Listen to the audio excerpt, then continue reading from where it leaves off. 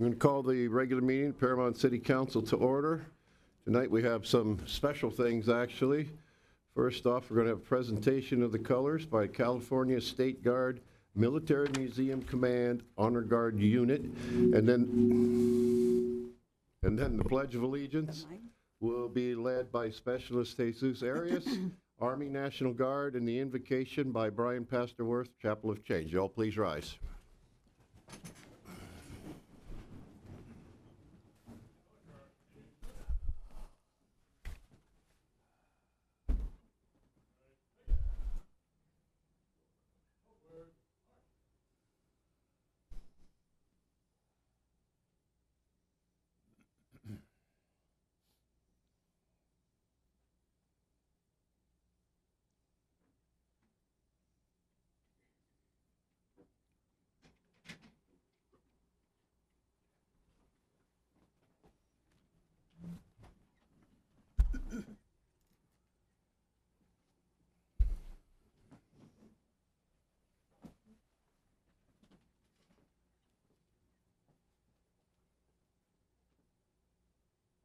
Color guard. Oh. Right. Face. Post. Colors.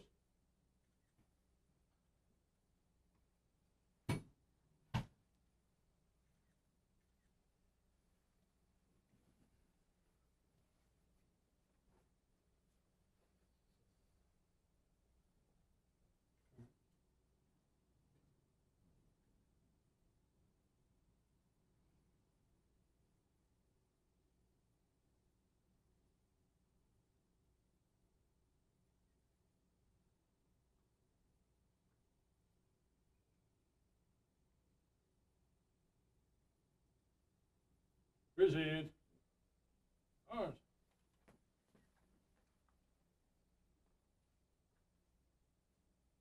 Order. Arms. About. Face.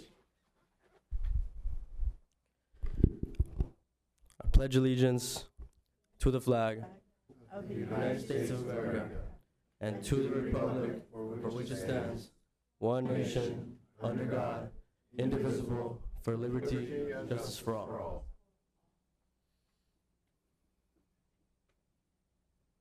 Color guard. Right. Face. Forward. Right shoulder. Arm. Forward. March.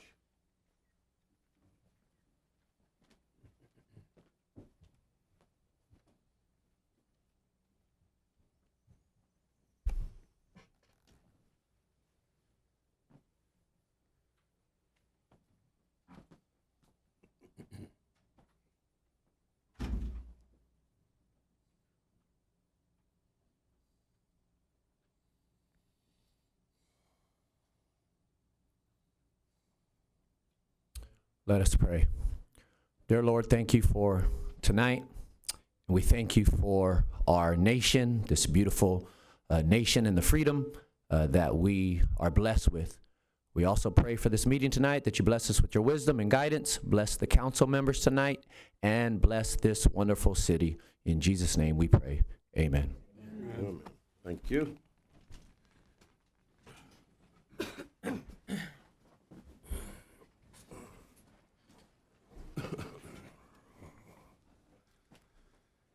Okay, can we have roll call, please?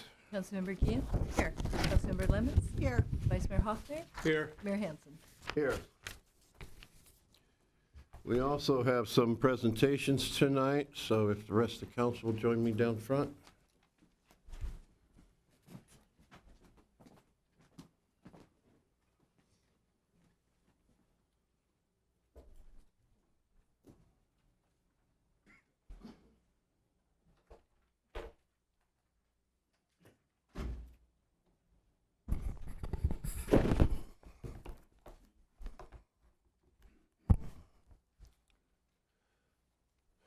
Before we get started tonight, I want to thank the California State Guard Military Museum Command Honor Guard Unit for presentation of the colors. Thank you, guys.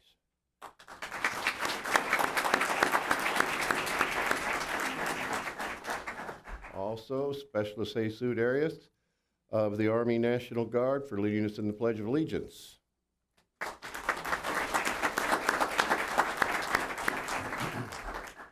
Specialist Arias is also a member of our Boulevard of Heroes.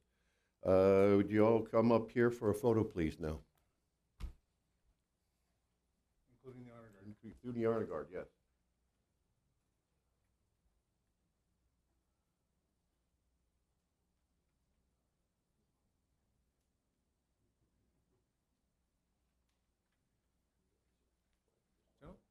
Come on You up want here. to come up here? Yeah, we're gonna pick it up here. Okay. So if I can have honor guard in this front line right here. And council, can you come on back? You're gonna take your normal spot up top. And can we put you right back in the way?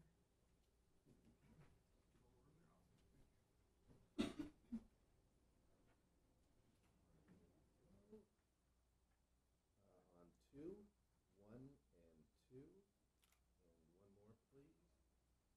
One and two. Thank you. Thank you very much.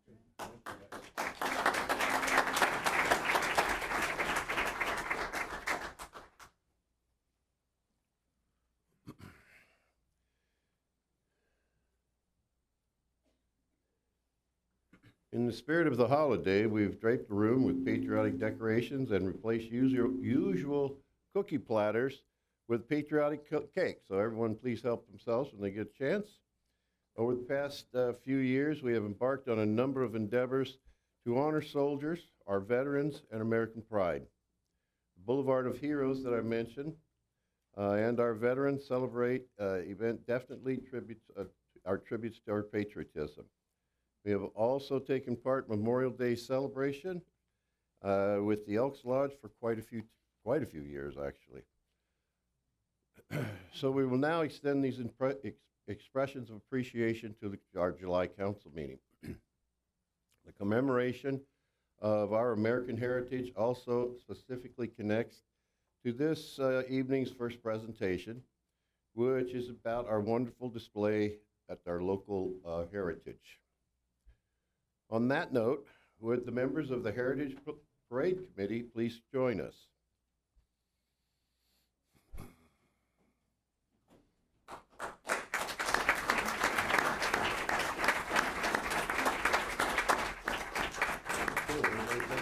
Church too, all right. Not yet.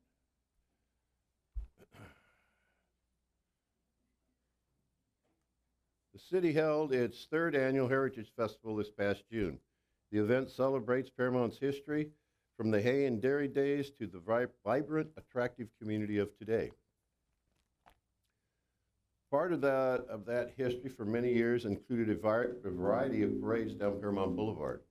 But it has been a long time since these kind of processions have been held. That is, until now. A creative and enthusiastic group of residents came together early this year with the great idea of producing a parade once again to celebrate Paramount. And they decided to hold it in conjunction with the city's festival. Completely starting from scratch, these 12 determined people gave themselves about 6 months to pull it off.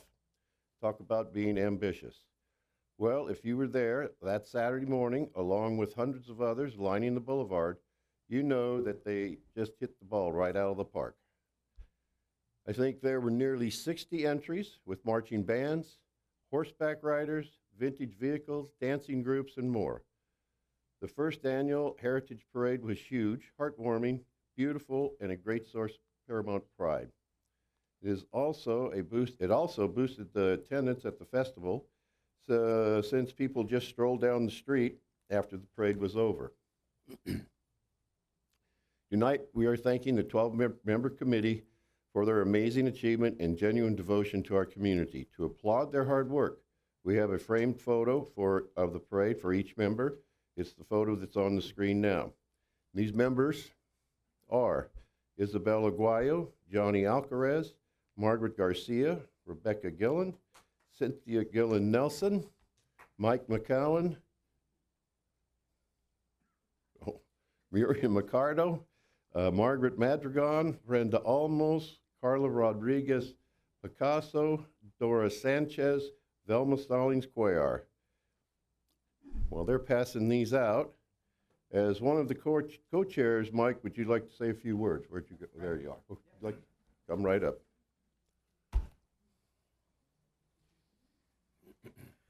Good evening, everybody. I'm Mike McCown. I have been a Paramount resident since 1959, and you can do the math. It's been 60 years. This parade really has been a labor of love for all of us. We actually first kind of toyed with the idea on social media late last year. We actually didn't come together as a committee until January 19th. We put a parade on June 1st. That was 133 days from the very first time we met till we had a very successful event. And it was extraordinary that on the very first meeting, we actually came up with a name for the parade. We came up with a concept, a theme, even a logo. And that has to be some kind of record in this city. So, but I just want to say that Paramount has a long tradition of grassroots organizations coming forward. We have MUSA. We have the Paramount to Peak Sister Cities Association and their presentation of the El Dia de los Niños and El Dia de los Muertos. We also have Pitch In Paramount, which I'm involved with. And we have the Paramount Heritage Parade Committee. And so these came from, not necessarily from the top down, but from the ground up. And I'm just very, very proud to have worked with these people. I've discovered a lot about working with committees. In my work, I'm not used to working with committees, so that part has been an eye-opener for me. But I just want to thank everybody from the city that supported us, that encouraged us. And these people here, these remarkable people that came forward with all kinds of amazing ideas and concepts, worked hard to get entries in the parade. And the incredible thing about these entries is every single entry that came in brought their best game, despite the short notice. And we were just amazed on parade day just what people came with. And it's a tribute to our city and its sense of pride in the city and its sense of civic involvement in the city that they will do this. So I'm looking forward to an encore sometime in 2020. We don't know exact date yet, but we're hoping to have one soon. And thank you, everybody. We'll take the pictures up here. Take Rob, can you do pictures up here?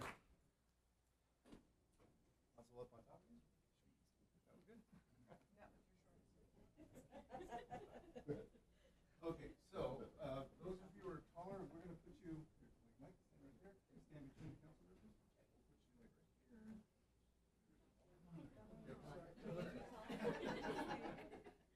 So if I get you, say right here in the middle between Peggy and Tom. No, right here. You're going to go on the second row right here. I'm going to bring you over here as well. You're going to go right between Peggy and Daryl. Yeah, and then you guys are getting in the middle. Somebody on the side. There. Oh, like Kent. There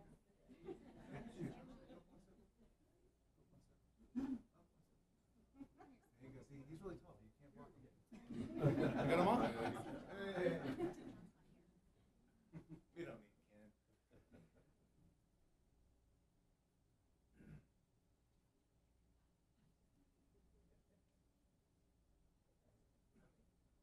Two on two. One and two. And one more here. One and two. Thank you. Thank you, everybody, for your job.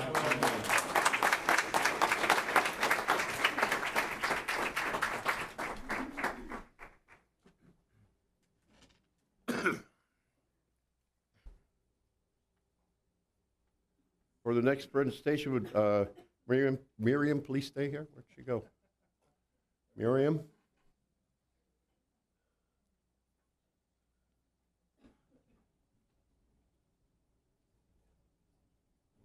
Long Beach State gives annual community service awards that recognize members of the school's family who contribute greatly to the cities where they live.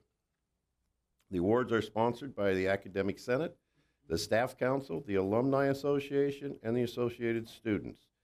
This year's student honoree was Paramount's Maria Mercado. She is pretty impressive when you realize that, or this is pretty impressive, there are more than 30,000 students at Cal State Long Beach. Miriam's involvement in our community is deep and wide. She was a member of the city's first youth commission, She was on the Heritage Parade Committee, as we just saw. She is a member of Paramount to Peak Sister Cities, the Lions Club, and Friends of the Library.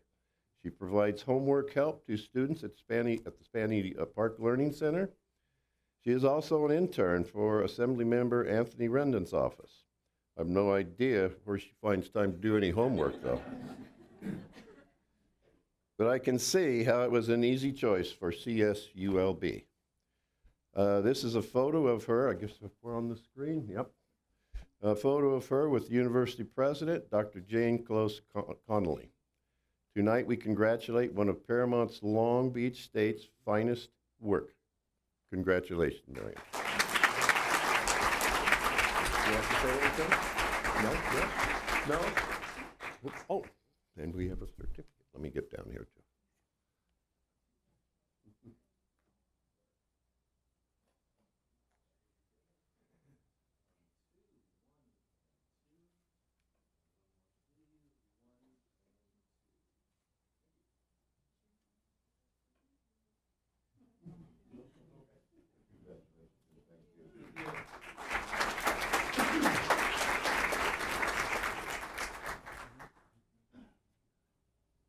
Well, we could ask, is Marie Angel here? That was our last one, I do believe, is it not? Well, she will be receiving a plaque. Okay, but she's not here to make the presentation. You want me to read everything anyway? Okay, we'll read it anyway. Maria, she's not here. Maria has been an active member in our community for many years. She is generous with her time and energy. She is very positive, or she has a very positive presence, and a good friend to Paramount. Part of her community service life has been as a member of the Friends of the Library. She has also provided insight, intelligence, and good judgment for 18 years on the Parks and Recreation Commission. She has now stepped down from her role as commissioner. Tonight, we offer her thanks and appreciation for this dedicated and selfless service. We're pleased to give her the plaque, and we'll do that sometime. Okay. And that concludes everything. Tonight's individuals represent a wonderful mix of Paramount's past for Maria's service, the present with the Parade Committee, and the future with Miriam. We thank everyone for contributing and for coming out tonight. Thank you.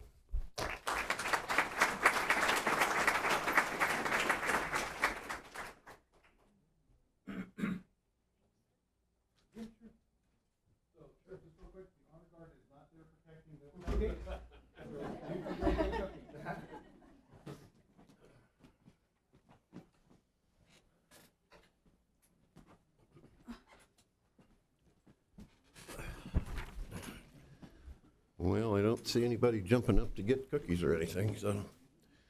Okay, we're down to City Council public comment updates. Yes, Mr. Mayor, we have a few updates from previous meetings. We have actually three, two from June 11th and one from June 18th. The first one from June 11th was from Mr. Michael Alva. Mr. Alva requested air quality monitoring near his home due to LA County Health Department officials who he claimed determined poor air quality inside his home. So as a result, staff contacted Mr. Alva to obtain information for the health department officials who visited his home. Mr. Alva refused to provide that information to staff. So staff contacted health department officials, and at the point that we put this together, we were awaiting a reply, but I do have a reply here by email, so I'll read that in a second.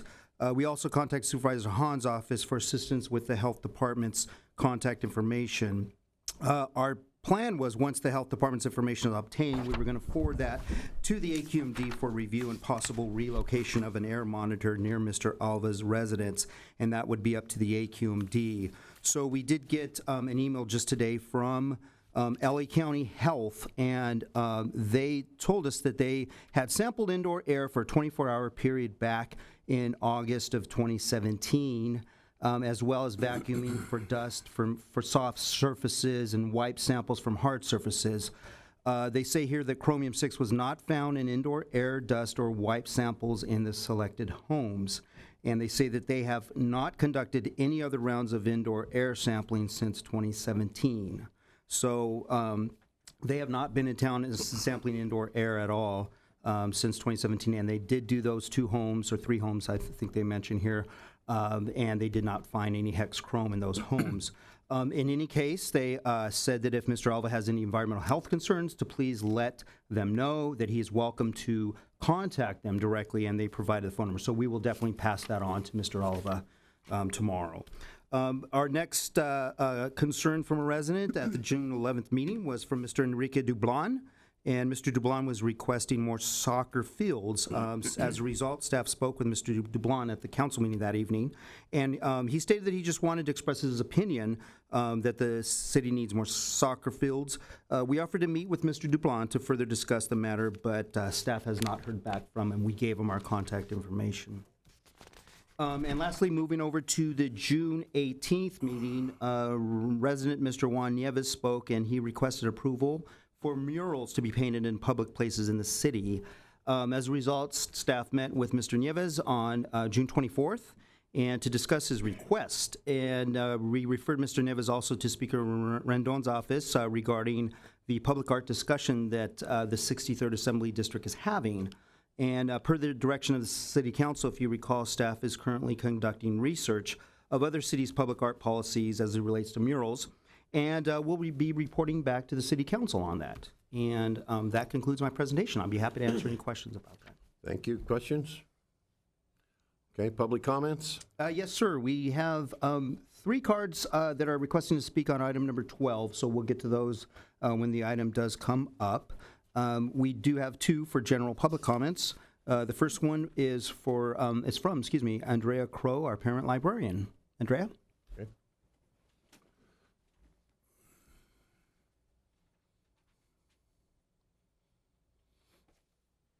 Good evening, Mayor Hanson, council members, and residents of Paramount. July is here, and Paramount Library's Summer Discovery Program is in full swing. Our Summer Discovery Program consists of 2 parts. The first part is the special events we will be offering all month long for children, teens, and adults. Details for these events can be found on our website, lacountylibrary.org, or on our handy flyer, which I have right here. The second and most important part is our reading game. Adults, teens, children, and babies can earn incentives for reading or for being read to. Why is the reading game so important? Reading just 20 minutes a day throughout the summer helps children beat the dreaded summer slide, which is the decline in reading and academic skills that students experience during the summer months. So beat the summer slide and sign up online or in person at Paramount Library. Thank you. Thank you. And our next speaker, Mr. Mayor, is Mr. Alejandro Yanez, and he has actually 2 items he'd like to speak on. One is recreational sports, and one, I believe, is for item number 12. So, Alex, if you want to come up and discuss the first one, and then we can go ahead and call you back up for the other one.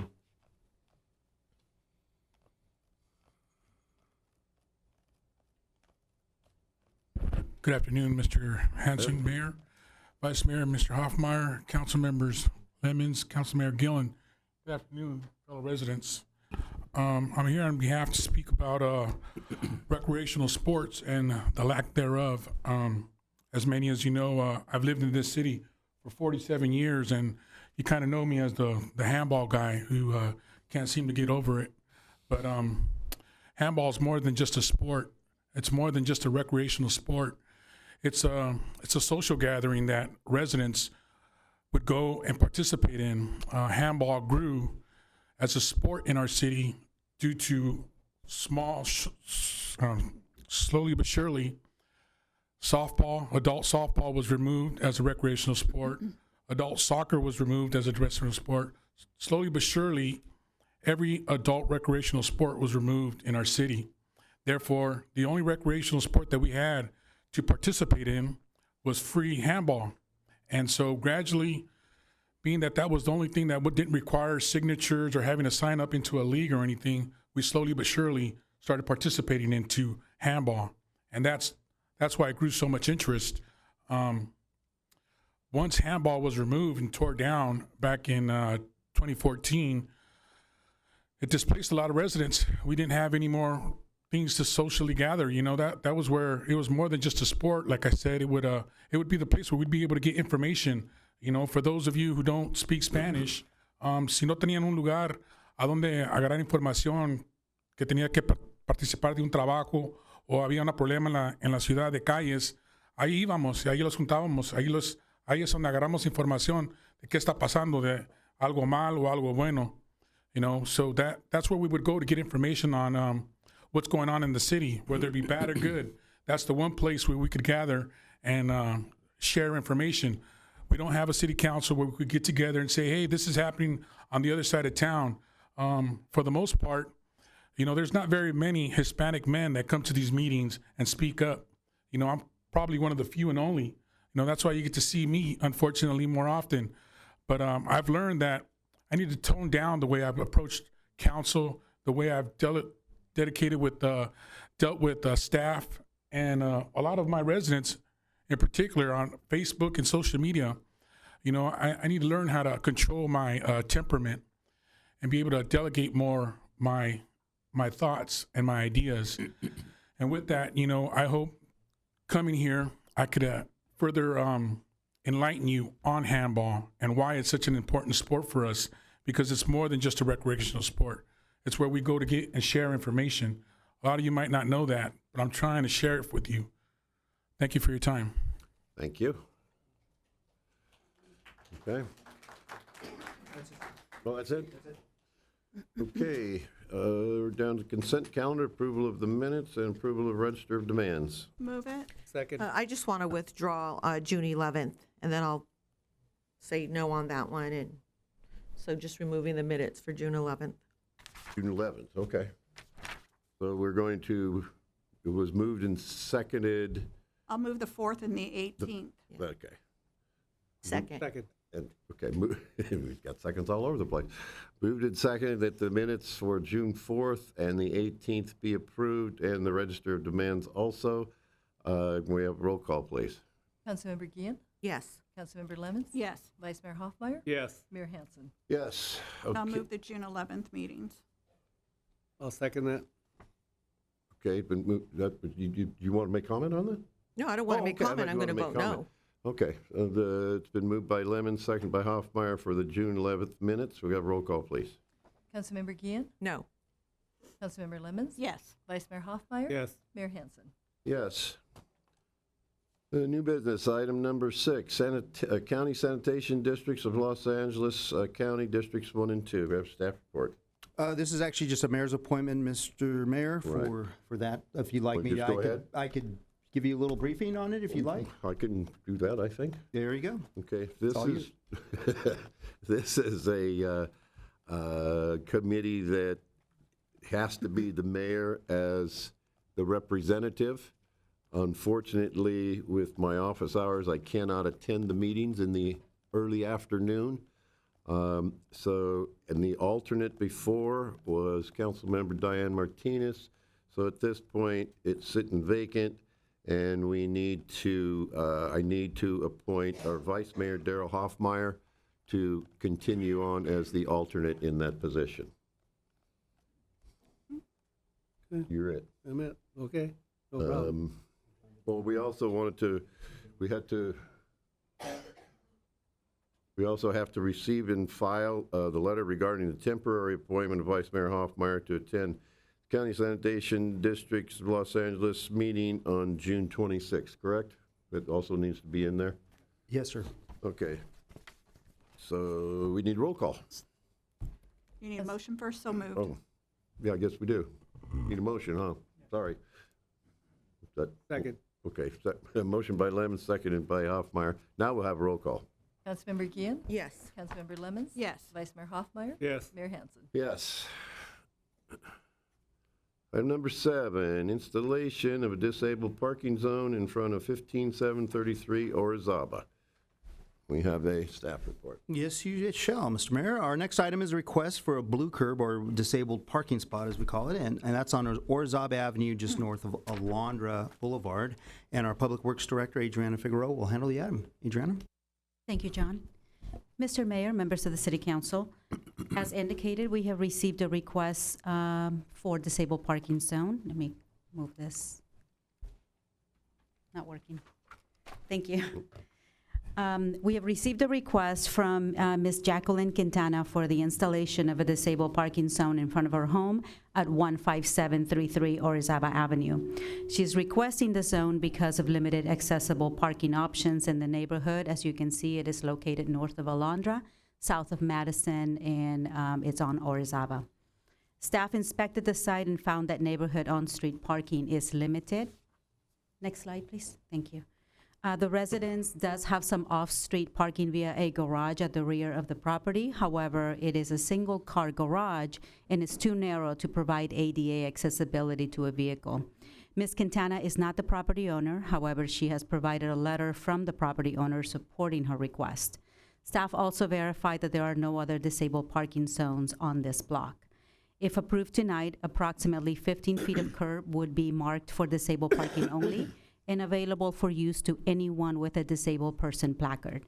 The Public Works Commission approved this request at their June 6 meeting, and a notice indicating that the City Council would hear this item was sent to all properties on Orizaba from Alondra to Madison. That concludes my report, and I'm available to answer any questions. Questions? Move the item. Second. Moved by Hoffmeyer, seconded by the Lemons to approve the installation of disabled parking zone in front of 15733 Orizaba. We have roll call, please. Councilmember Gian? Yes. Councilmember Lemons? Yes. Vice Mayor Hoffmeyer? Yes. Mayor Hanson? Yes.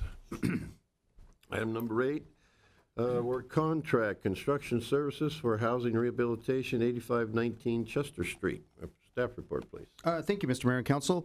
Yes, items number 8 and 9 tonight are related. It's our latest properties that are involved in our widely successful residential rehabilitation program.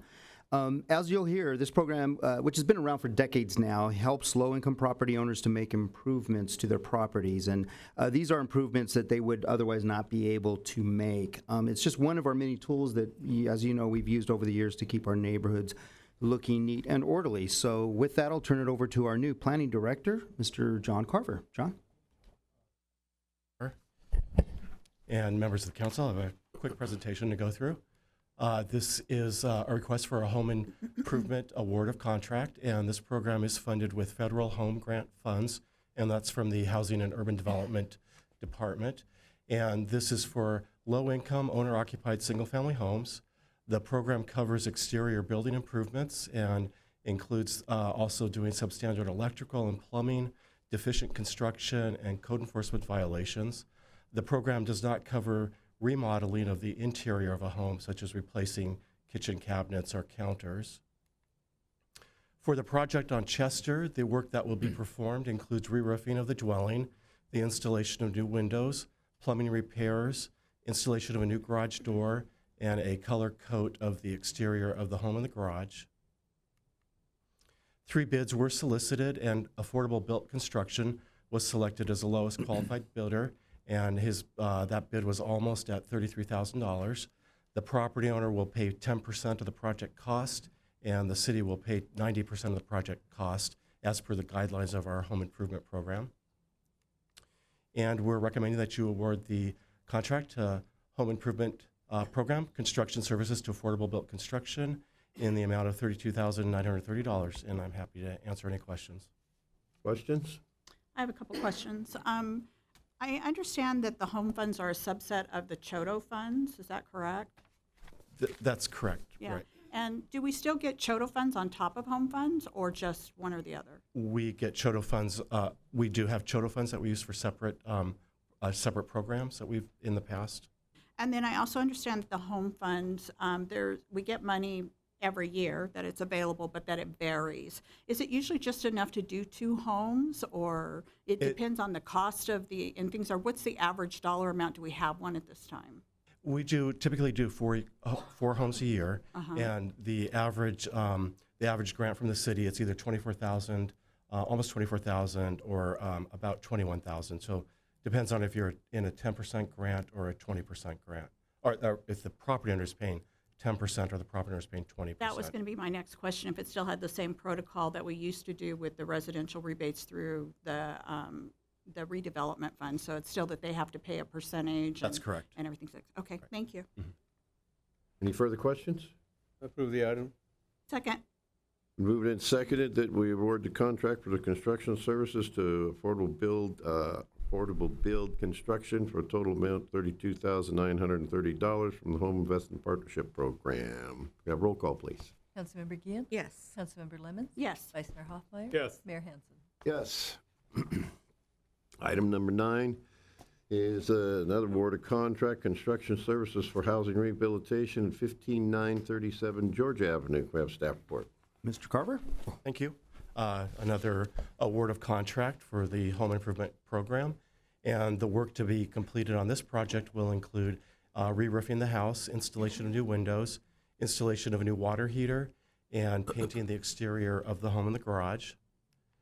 And 3 bids again were solicited, and Affordable Built Construction was selected as the lowest bidder, and that is at $28,560. As in the previous project that we looked at, the property owner will pay 10% of the cost, and the city will pay 90% of the cost.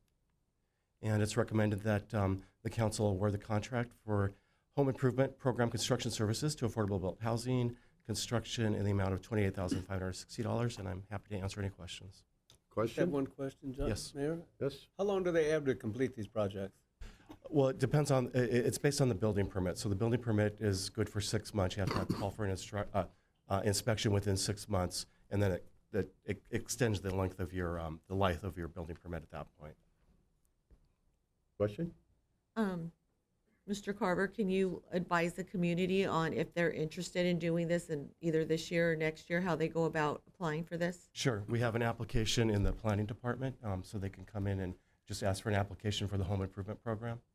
And then they'll be notified if they're selected? Yes, that's Within how correct. long? We usually notify within several weeks. They fill out the application, we'll go take a look at the property and see what improvements need to be made, and then verify that they qualify based on income. Thanks. Sure. Further questions? Move the item. Second. Been moved by Lemon, second by Hoffmeyer to award the contract for construction services to Affordable Build Construction in total amount of $28,560 from the Home Investment Partnership Program. Item number 10, the report Latina Art Festival 2019. Yes, Mr. Mayor, Council. Over the past number of years, you know that we've developed relationships with some of our service clubs that have resulted in special community events. We're very thankful for this. A perfect example that was mentioned earlier this evening by Mr. McGowan was that our relationship with Topeka Sister Cities organization with the 2 events that we helped them out with. Well, we were approached by another group, the Latinas Art Foundation, to assist them with hosting a really exciting cultural event, which is going to take place later this month at Paramount Park, and they're calling it the Latina Art Festival. So with that, I'll turn it over to our Community Services and Recreation Director, Dave Johnson, to tell us all about it. Dave? Thank you, John, Mr. Mayor, and council members. As John mentioned, obviously, we now have a brand-new event, and again, this is exciting because, again, this is an event that's provided by a local nonprofit, and we're there to assist them to do that. So what we have here is what they're presenting in this Latinas Art Festival is a 3-day event. The first, it's broken up in 2 sections. We've got an event on Friday, July 19th, and then Saturday and Sunday is a separate event, July 20th and 21st. What these consist of, so the event on Friday is the free portion that they're offering to the community. It will be on the park. It'll be essentially a community performance arts show offered to our residents to come out and watch. And then that Saturday and Sunday, they're doing a performance art instruction program. That would be a fundraiser for their organization, but it opens up an opportunity for our community to get engaged in a variety of international dance forms that they wouldn't otherwise have a chance to participate in. And again, all this will occur at Paramount Park. So the first part, the Community Performance Art Show, which will, again, free to our community. It is for Friday, again, July 19th. It will be from 4 to 9 p.m. This is where they'll bring out food trucks. They'll have various artisans, crafters, various art vendors on site, and then they'll have musical performances. We're loaning them our performance stage that will be brought onto the park, and then they'll have free kids crafts and art station. This is generally a concept of how it'll lay out on Paramount Park. You'll see food trucks on that south parking lot, the stage, they'll have jumpers, and then they'll have all those vendors booth for kids to participate in. Now, the other section, this will be fee-based. This will be the performances that you can get various dance instruction. It'll be at on Saturday and Sunday. They're calling it the International Dance Convention. They'll be using the Paramount Park Community Center and the Paramount Gym. This will go all day from 8 a.m. to 6 p.m. It is, again, fee-based because it is a fundraiser for the organization, and they do have to pay some of their instructors. It is $75, but you can participate as many dance workshops as you can in those 2 days. And they're bringing in dance instructors from the local area and directly from Latin America. This is a list of all the genres of dance that they'll be offering. I'm not going to try to pronounce these, but there's a lot. So again, our folks can come out, residents come out, and there's a lot of opportunity here to experience various cultural art forms of dance, which is fantastic. And that concludes my presentation. I believe, is Danley Perez there she is, the founder of Latina Arts, or Latina's Art Festival. If you have any questions, I'd be pleased to answer them, and Danley's here as well. Questions? No questions? Make motion, receive and file. Second. Moved by Hoffmeyer, second by Lemons to receive and file this report. We have a roll call, please. Councilmember Gian? Yes. Councilmember Lemons? Yes. Vice Mayor Hoffmeyer? Yes. Mayor Hansen? Yes. And on that same thing, on that weekend, I unfortunately am going to be out of town, so I won't be able to attend that. But just to let the people know, You're not going to dance? no, I'll be gone. We don't get to see you do the samba, huh? No. You Sorry. can do it right now if you want to, since you're gonna, since we can't. Yeah. I think I'll pass. Item number 11, the proposed 2020 city special holiday event schedule. Hard to believe, Yes. Mr. Mayor and Council, but although we're only halfway through 2019, believe it or not, it's time to start planning for 2020. This early planning really helps us reserve things well in advance and start ordering our necessary supplies to have some successful events for the next calendar year. So with that, we wanted to go over with you the calendar of events for 2020, see if you guys have any conflicts with these dates or any issues with that. So with that, I'll turn it over to our Community Services and Recreation Director, Dave Johnson. Dave? Thank you, John, Mr. Mayor and Council. So yes, we are discussing 2020. This does not affect any of the current dates that we have set up for these events for 2019. So here we go. So these annual city events, generally they all kind of go on standard timing that we kind of program the same way each year. So kind of walk through each of them. The Easter Bunny photos, that'll occur right before Easter weekend.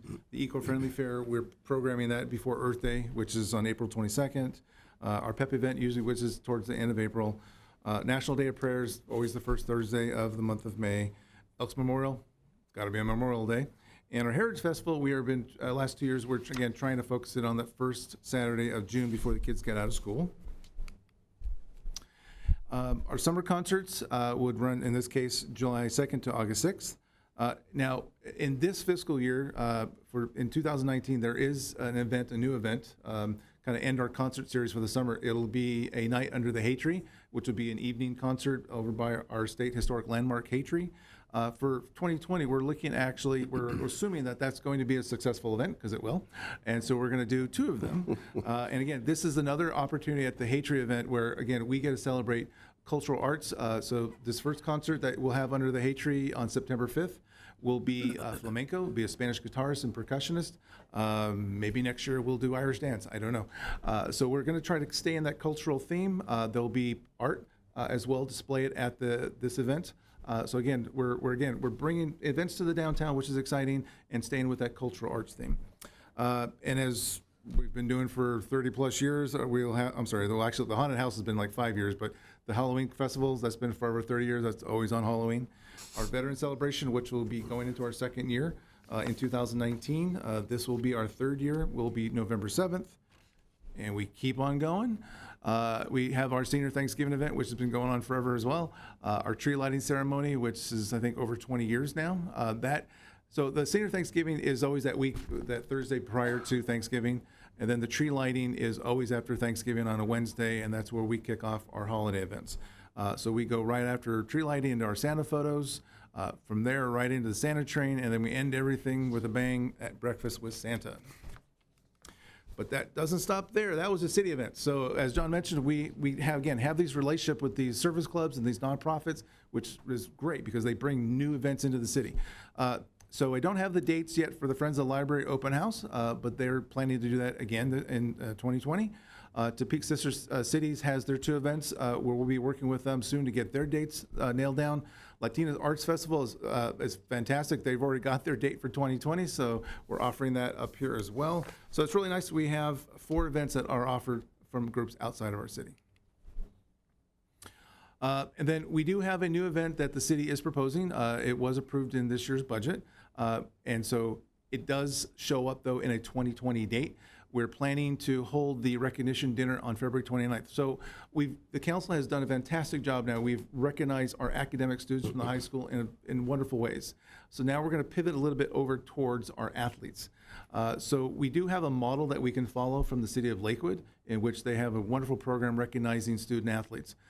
So we're going to kind of follow that model.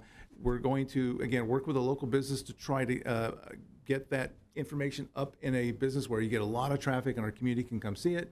We'll be certainly working with the high school and the district to work out this program. But right now we're looking at holding this recognition dinner for those awardees of these student athletes on February 29th. And then, as you all know, because you saw the calendar, you guys are really busy in the month of December. There's a lot of events that you're participating in. We do traditionally recommend that the December study session is canceled because of all the activities going on. So we are making the recommendation that we approve or modify the proposed 2020 City Council or City Special Event dates, and then schedule the cancellation of the December 2020 City Council study session. I'd be pleased, happy to answer any questions you have. Questions? Questions? Dates look good to me. I need a motion. Make motion. Approve it. Second. Moved by Hoffmeyer, second by Gillen, to approve the proposed dates for the city's 2020 special and holiday event schedule, and to go dark on December 2020 council study session. We have a roll call, please. Councilmember Gian? Yes. Councilmember Lemmons? Yes. Vice Mayor Hoffmeyer? Yes. Mayor Hansen? Yes. Item number 12, appointment to fill city council vacancy. Staff report? Yes, Mr. Mayor, as we all know, on Tuesday, June 4th, Councilmember Martinez announced to retire from the Paramount City Council. Her retirement became effective Friday, June 7th. At the direction of the City Council, the city attorney and we presented the City Council with options for filling the vacancy if that's the direction the council wanted to go. This was presented, as you recall, at a special meeting of the City Council on Tuesday, June 11th. As we presented, according to California Government Code, the City Council had a couple options to fill the council vacancy. After the staff report was given, a motion was passed to make an appointment to the City Council. If an appointment is made tonight by the council, the prospective council member who fills the vacancy shall serve for the unexpired term of former council member Martinez. At that meeting, a legal question arose as to whether the City Council can impose a condition on the appointment of the successful candidate to be prohibited from seeking office at the next city general municipal election, which is in March 2020. As you know, the city attorney conducted research and has circulated a memo to the City Council addressing this. So with that, that concludes my presentation, and the city attorney and I are happy to answer any questions. Before we go with questions, we did have some Yes. public comments. Yeah, wanna thank you, do sir, that for first? reminding me. I forgot about that. We do Okay. have 4 speakers cards. Would you like to take them now? Unless there's any questions. I don't have a question so much as a comment. Can I go ahead? Do you want to do that first before the I'll public do it comments? first. Okay, Sure, go it'll ahead. be quick. Sure. The bottom line is this: if we appoint someone tonight, then we're taking away the formal process of an application submission to fill the vacancy, and that process is blatantly being ignored. The most unbiased, fair, and democratic process to fill the seat would be to allow an application process and allow 4 city council members based on the applications presented, noting all the attributes somebody might, attributes to be considered, then we could appoint. The door on our constituents and residents that want to apply for the vacancy, that door is being closed. You selected one person, or you're going to, without even considering the talent of other residents who for decades have wanted to be a part of council or a commission. The community as a whole continues to be shut out when we don't take an application and treat everybody the same. That's it. Okay, public comments? Yes, sir. Our first one is from Ms. Trish Belrose, and again, she'd like to talk on this item. Ms. Belrose?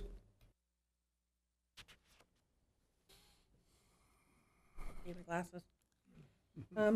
Good evening, City Council, Mayor Hansen, Evening. and city management representatives. I'm concerned about tonight's appointment of a city council person who will fill the vacancy left by Diana Martinez, and wanted to share these concerns with you tonight. Vice Mayor Hoffmeyer, after the very heated and contentious June 11th special meeting of the City Council, I approached you directly. At that time, you shared that the City Council had met separately and with the city manager and had made the decision to appoint a replacement that there would be no visibility to the public. And as to the qualifications, nor the criteria by which the council members would employ to make a determination as to the person appointed. Further, you said the position needed to be filled as soon as possible. I expressed my concern directly to you, commenting that the public was going to have to rely on the council, who had been elected by the city residents, to use their good judgment in this regard. Your response was that was correct. I responded with, this is not a good look for you and the majority of the council, to which you responded, I know. Tonight will most likely be the fulfillment of those words. I am concerned, especially since these negotiations for replacement city council member were done in private and are not truly rooted in the best interests of Paramount residents. I'm concerned these negotiations were rooted in the best interests of the majority of the council, and that is to maintain your majority. Interest which at times seems to be at odds with Paramount residents, particularly in regard to air quality. And lastly, I'm concerned these negotiations are setting a very bad precedent for future decisions and actions that may be taken up by the council behind closed doors without transparency, which incidentally may be a violation of the Brown Act and conceivably is illegal. City Council, I hope your appointment will serve the residents of Paramount. I hope their service will be ethical and beyond reproach. I hope the city of Paramount will be a better place to live and work because of their service to the city.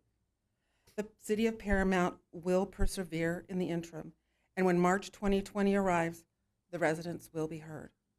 Thank you. Thank you. Next speaker card, Mr. Mayor, is Mr. Alejandro Yanez. Mr. Yanez?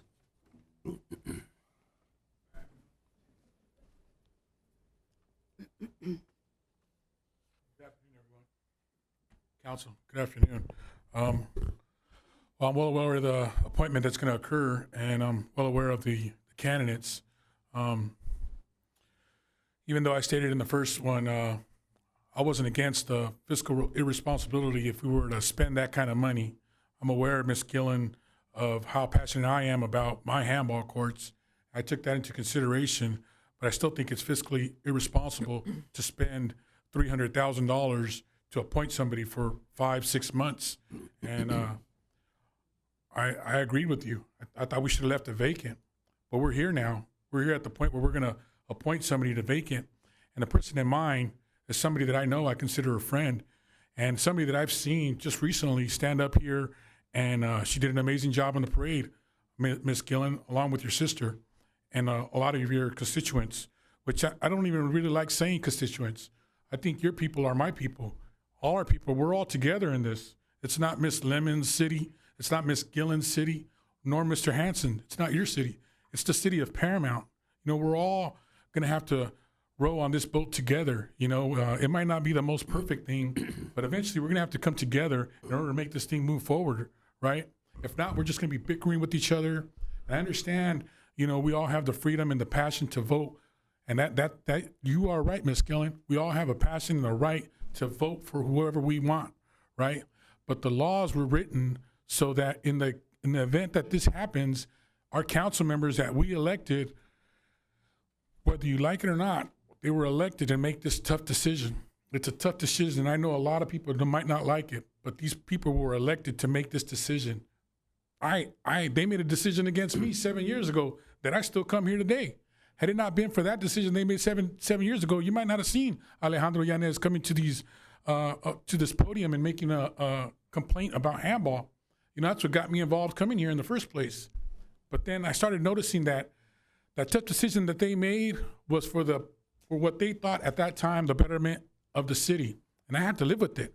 I didn't have no choice. I'm living with it now.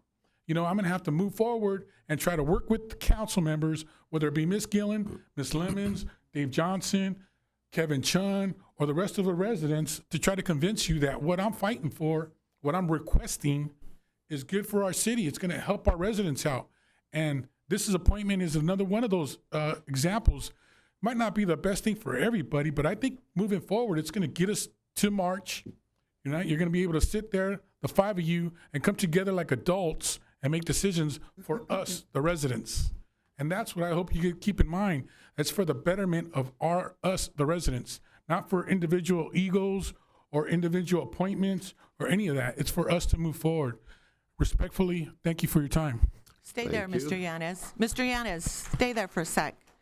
Something you don't know is that I met with the person that you just discussed. I just talked to them before the city council meeting, and I said exactly I'm on the same page with you. If that person gets elected tonight, appointed, this is nothing personal against that person. I know she'll do a good job. She's been involved in the city for a long time, and I told her that. What I'm upset with and what I disagree with is the process in which it's being done. And I understand. And so I told her that when she is appointed, I have no problem working with her. And she told me she agrees with a lot of the things that have, that I have suggested, or the things that I stand for, she stands for. As I do. So it's not about the person, it's about the process. Thank you. Okay, thank you. Speaker is Mr. Jose De Leon. Mr. Jose De Leon. Mr. De Leon. Excuse me, before Mr. De Leon speaks, I just want to clarify something with the city attorney. The woman who came up and spoke before, I thought I wrote your name down, but I'm not sure, yes. You made a lot of statements that, as far as I'm concerned, were false. I gave no back and forth because we've been instructed not to back and forth with the audience, but being as Ms. Gillen took that liberty, I'm going to. I would like to tell you there were no meetings on the side, no clandestines, no breaking of the Brown Act. I don't know what you heard or if you even understood what Mr. Hoffmeyer said, but it's important that that be on the record from at least my perspective, because you did address it to all of us. Thank you, sir. Okay. Hello, good evening to all of you, city councils, mayor, residents. We know already that what is going to happen. It just remind me the PRI in Mexico, which is the revolution or party in Mexico. For 70 years, they didn't have primaries or nothing. They just used what they call the dedazo finger, just to appoint anyone. And we've been asking for transparency. We don't see that transparency. We know what is going to happen. I just feel like we are in the 1600 or 1700, in which there was no any Democrat practice. You're making a history. A lot of people is gonna remember you. We have too many issues. And yes, I agree, there is a division between some of us, it's normal. And one thing I didn't understand, that we were begging you for elections. Not just me, a good group of people. We were not 126 like Mrs. Lemon said, that she was able to knock the door to over 100 houses, asking them about having special elections or save some money. But like I say, you are making history.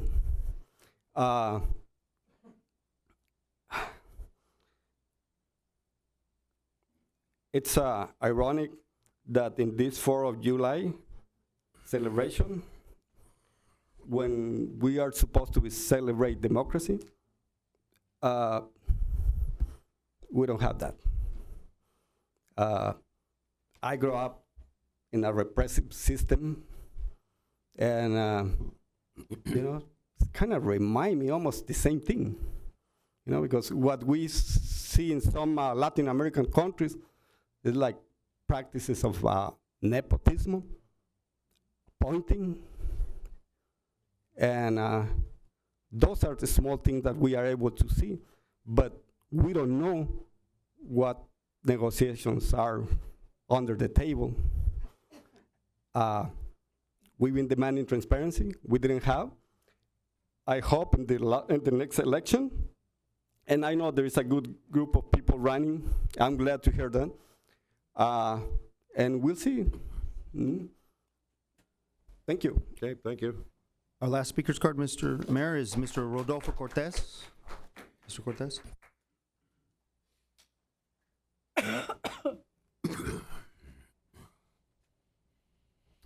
Good evening, council members and residents. So I wanted to speak on item 12, and I wanted to highlight how, you know, it's July 2nd, soon it will be July 4th, and what are we celebrating? We're celebrating the fact that over 200 years ago, people who were in a position of being politically oppressed said, no taxation without representation. Every child in Paramount throughout our communities learns that. No taxation without representation. And when the colonists told the king that they wanted representation in Parliament, they were not able to vote for representatives. What did the king say? What did Parliament say?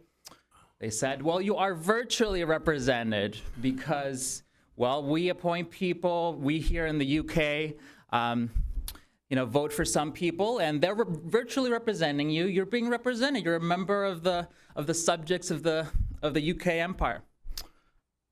Obviously, the colonists recognized that that was ridiculous, because it is. What the colonists wanted was democracy, a representative democracy, and that's why they fought a war of revolution that we were going to commemorate in 2 days. So we should not, you know, it's great. We should be celebrating such events, but we need to be thinking about their meaning. Their meaning is that we need to stand up for these democratic values. Transparency, yes. And you know, when the United States started, of course, we all know it was highly imperfect. We had slavery. We had genocide against indigenous peoples. And you know, we're trying to get better. But it's always been a process of trying to give people more voice. More voice. That's why, you know, whoever came up with the law on how, you know, if someone resigns from the council, then what's supposed to happen? Okay, well, you know, the maybe applicants can apply. Maybe we can have an election. Why in the world would you not have an applications process? There are so many talented residents in Paramount that have been working in the community to make it better. Some of them have even run for office. You know, last time when Ms. Guillen was elected, we also had Jose de Leon, for example. He was one of the vote getters.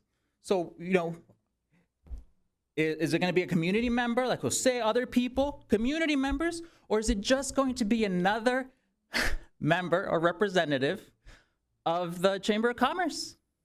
Are we going to be a democracy where the people, one vote, one person, one vote, or is it going to be money, money, money being funneled into elections into certain council members' chests? And we all know that. That's public information. So remember that. What you're doing here tonight is wrong. And the people will come out on March 3rd, and they will make their voice heard. Thank you.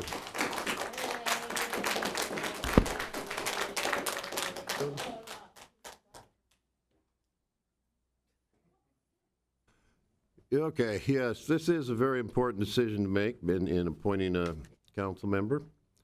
I've done an independent investigation of a pool of possible candidates who are residents of the city. I've looked at those residents who are members of our city commissions. We have very qualified commissioners who could serve on the city council. But the one that stands out for me is Public Safety Commissioner Brenda Olmos, and here's why. No. Hold on. She was born and raised in Paramount. began her service to the community as a board member for Paramount Girls Softball and Paramount Pirates Junior Football. She has been a Public Safety Commissioner for 14 years. Past President of Paramount Pathways Hospice, past President of Paramount Chamber of Commerce, current member of Paramount Rotary Club, working on her master's degree in public policy at USC, Director of Network and Business Development for AppleCare Medical Management, served Paramount by bringing the year-long Healthy Paramount program to town. She served as chairperson for the recent Paramount Parade, which we just did.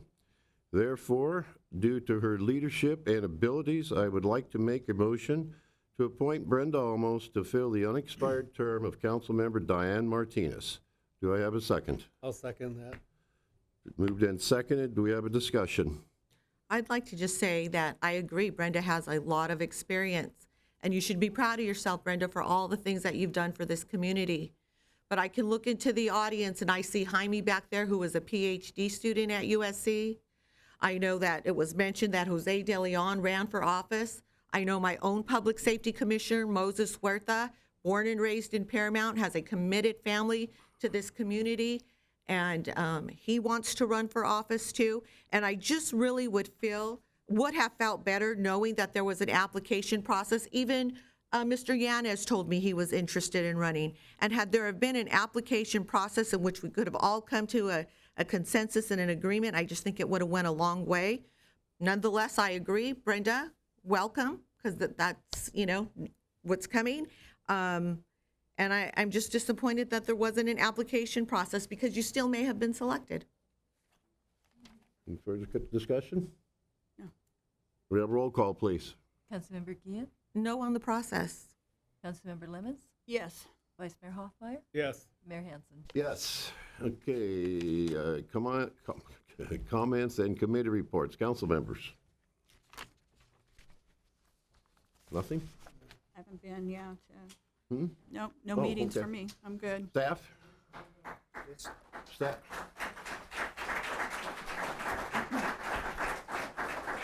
Staff? Yes, sir. I'd just like to call your attention, I informed you yesterday that we were published in the Western City Magazine. For those of you out in the audience, the Western City Magazine is the League of California Cities monthly magazine. The League of California Cities is the trade organization that represents cities throughout the state, and we obviously, like all other cities in the state of California, we're a member of. So we did get published, and we also have these printed out, so if the staff can hand those out, go ahead and hand them out. We're very proud of the article that was published, and that's in the July issue. It's also available online to look at it. And with that, just on behalf of the staff, I'm wishing you all a happy 4th of July, a happy and safe 4th of July. Thank you. Okay, yes, happy 4th of July to everyone out there, and remember that illegal stuff is not good and could be a fine of like $1,000. So this meeting is adjourned to the next meeting, July 16th, 2019 at 5 p.m. Call to order the regular meeting of the successor agency for the Paramount Redevelopment Agency. Can we have a roll call, council members, please? Councilmember Gian, Yes. Councilmember Lemons, Here. Here. Vice Mayor Hoffmeyer, Yes. Mayor Hansen. Here. Public comments? No, sir. Consent calendar? Move it. Second. Been moved by Hoffmeyer, second by Lemons. We have a roll call, please. Councilmember Gian, Yes. Councilmember Lemons, Yes. Vice Mayor Hoffmeyer, Yes. Mayor Hansen. Yes, and we'll